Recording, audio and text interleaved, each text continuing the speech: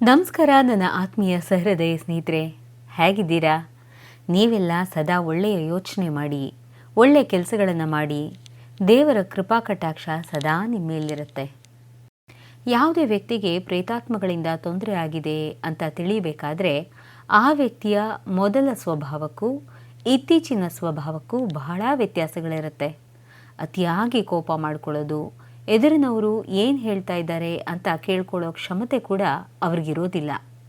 ತಾನೇ ಸರಿ, ತಾನು ಮಾಡಿದ್ದೇ ಸರಿ, ತಾನು ಯಾರ ಮಾತೂ ಕೇಳಬೇಕಾಗಿಲ್ಲ ಅನ್ನೋ ಒರಟು ಧೋರಣೆ. ಗಂಡ ಹೆಂಡತಿಯರಲ್ಲಿ ಸಾಮರಸ್ಯ ಇರೋದಿಲ್ಲ.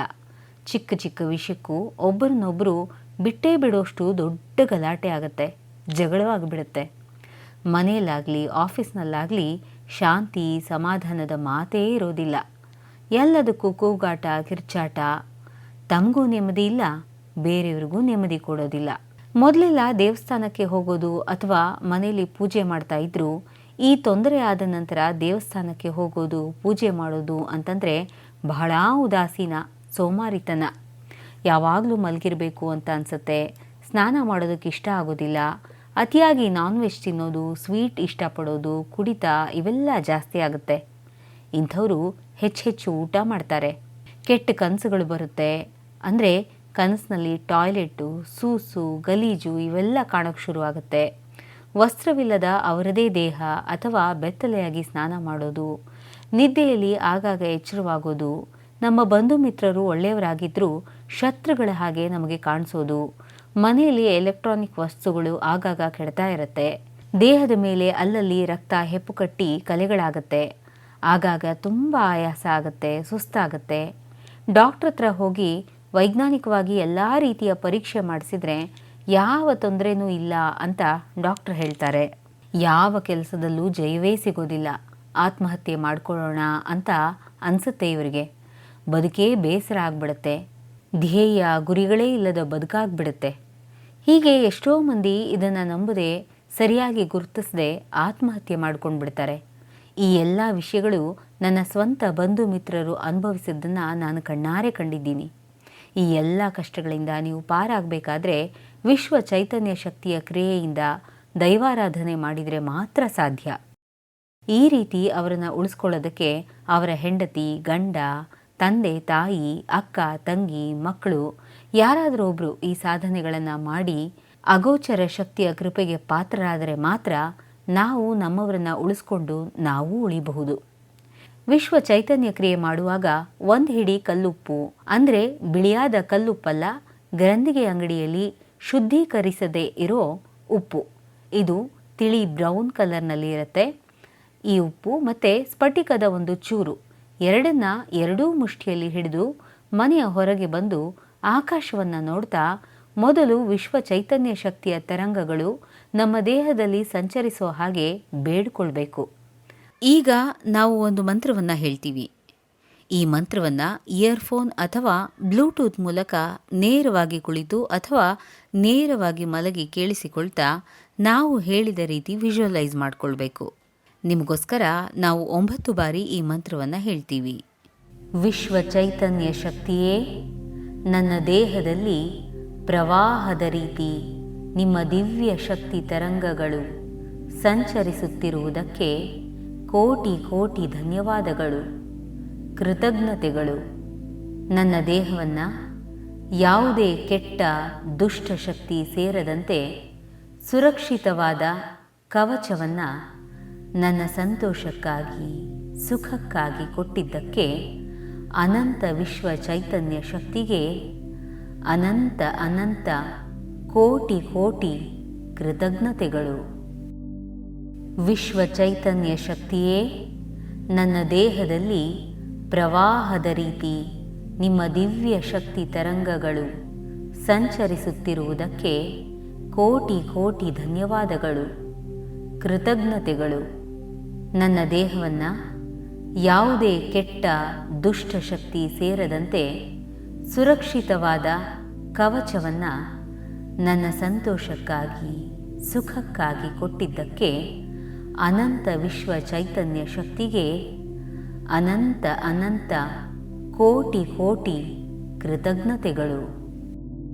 ವಿಶ್ವ ಚೈತನ್ಯ ಶಕ್ತಿಯೇ, ನನ್ನ ದೇಹದಲ್ಲಿ ಪ್ರವಾಹದ ರೀತಿ ನಿಮ್ಮ ದಿವ್ಯ ಶಕ್ತಿ ತರಂಗಗಳು ಸಂಚರಿಸುತ್ತಿರುವುದಕ್ಕೆ ಕೋಟಿ ಕೋಟಿ ಧನ್ಯವಾದಗಳು, ಕೃತಜ್ಞತೆಗಳು. ನನ್ನ ದೇಹವನ್ನು ಯಾವುದೇ ಕೆಟ್ಟ ದುಷ್ಟ ಶಕ್ತಿ ಸೇರದಂತೆ ಸುರಕ್ಷಿತವಾದ ಕವಚವನ್ನು ನನ್ನ ಸಂತೋಷಕ್ಕಾಗಿ ಸುಖಕ್ಕಾಗಿ ಕೊಟ್ಟಿದ್ದಕ್ಕೆ ಅನಂತ ವಿಶ್ವ ಚೈತನ್ಯ ಶಕ್ತಿಗೆ ಅನಂತ ಅನಂತ ಕೋಟಿ ಕೋಟಿ ಕೃತಜ್ಞತೆಗಳು. ವಿಶ್ವ ಚೈತನ್ಯ ಶಕ್ತಿಯೇ, ನನ್ನ ದೇಹದಲ್ಲಿ ಪ್ರವಾಹದ ರೀತಿ ನಿಮ್ಮ ದಿವ್ಯ ಶಕ್ತಿ ತರಂಗಗಳು ಸಂಚರಿಸುತ್ತಿರುವುದಕ್ಕೆ ಕೋಟಿ ಕೋಟಿ ಧನ್ಯವಾದಗಳು, ಕೃತಜ್ಞತೆಗಳು. ನನ್ನ ದೇಹವನ್ನು ಯಾವುದೇ ಕೆಟ್ಟ ದುಷ್ಟ ಶಕ್ತಿ ಸೇರದಂತೆ ಸುರಕ್ಷಿತವಾದ ಕವಚವನ್ನು ನನ್ನ ಸಂತೋಷಕ್ಕಾಗಿ ಸುಖಕ್ಕಾಗಿ ಕೊಟ್ಟಿದ್ದಕ್ಕೆ ಅನಂತ ವಿಶ್ವ ಚೈತನ್ಯ ಶಕ್ತಿಗೆ ಅನಂತ ಅನಂತ ಕೋಟಿ ಕೋಟಿ ಕೃತಜ್ಞತೆಗಳು.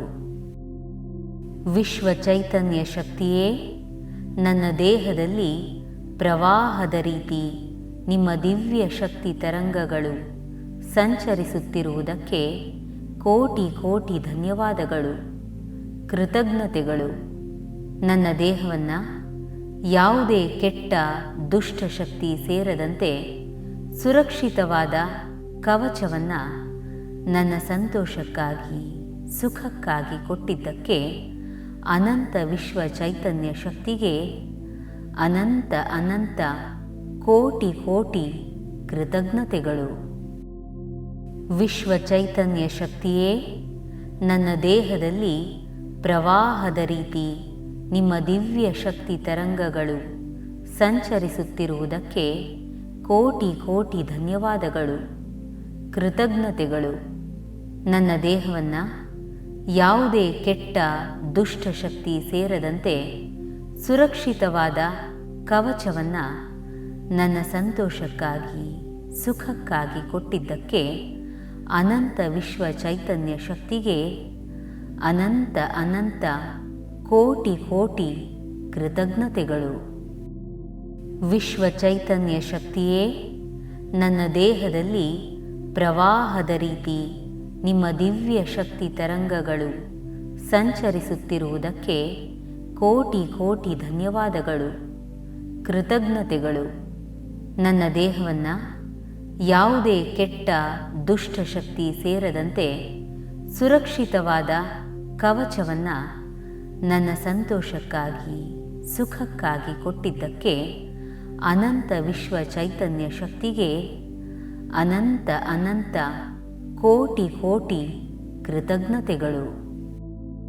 ವಿಶ್ವ ಚೈತನ್ಯ ಶಕ್ತಿಯೇ, ನನ್ನ ದೇಹದಲ್ಲಿ ಪ್ರವಾಹದ ರೀತಿ ನಿಮ್ಮ ದಿವ್ಯ ಶಕ್ತಿ ತರಂಗಗಳು ಸಂಚರಿಸುತ್ತಿರುವುದಕ್ಕೆ ಕೋಟಿ ಕೋಟಿ ಧನ್ಯವಾದಗಳು, ಕೃತಜ್ಞತೆಗಳು. ನನ್ನ ದೇಹವನ್ನು ಯಾವುದೇ ಕೆಟ್ಟ ದುಷ್ಟ ಶಕ್ತಿ ಸೇರದಂತೆ ಸುರಕ್ಷಿತವಾದ ಕವಚವನ್ನು ನನ್ನ ಸಂತೋಷಕ್ಕಾಗಿ ಸುಖಕ್ಕಾಗಿ ಕೊಟ್ಟಿದ್ದಕ್ಕೆ ಅನಂತ ವಿಶ್ವ ಚೈತನ್ಯ ಶಕ್ತಿಗೆ ಅನಂತ ಅನಂತ ಕೋಟಿ ಕೋಟಿ ಕೃತಜ್ಞತೆಗಳು. ವಿಶ್ವ ಚೈತನ್ಯ ಶಕ್ತಿಯೇ, ನನ್ನ ದೇಹದಲ್ಲಿ ಪ್ರವಾಹದ ರೀತಿ ನಿಮ್ಮ ದಿವ್ಯ ಶಕ್ತಿ ತರಂಗಗಳು ಸಂಚರಿಸುತ್ತಿರುವುದಕ್ಕೆ ಕೋಟಿ ಕೋಟಿ ಧನ್ಯವಾದಗಳು, ಕೃತಜ್ಞತೆಗಳು. ನನ್ನ ದೇಹವನ್ನು ಯಾವುದೇ ಕೆಟ್ಟ ದುಷ್ಟ ಶಕ್ತಿ ಸೇರದಂತೆ ಸುರಕ್ಷಿತವಾದ ಕವಚವನ್ನು ನನ್ನ ಸಂತೋಷಕ್ಕಾಗಿ ಸುಖಕ್ಕಾಗಿ ಕೊಟ್ಟಿದ್ದಕ್ಕೆ ಅನಂತ ವಿಶ್ವ ಚೈತನ್ಯ ಶಕ್ತಿಗೆ ಅನಂತ ಅನಂತ ಕೋಟಿ ಕೋಟಿ ಕೃತಜ್ಞತೆಗಳು. ಹಾಗೇ ಕಣ್ಮುಚ್ಕೊಂಡು ಮುಂದುವರಿಸಿ.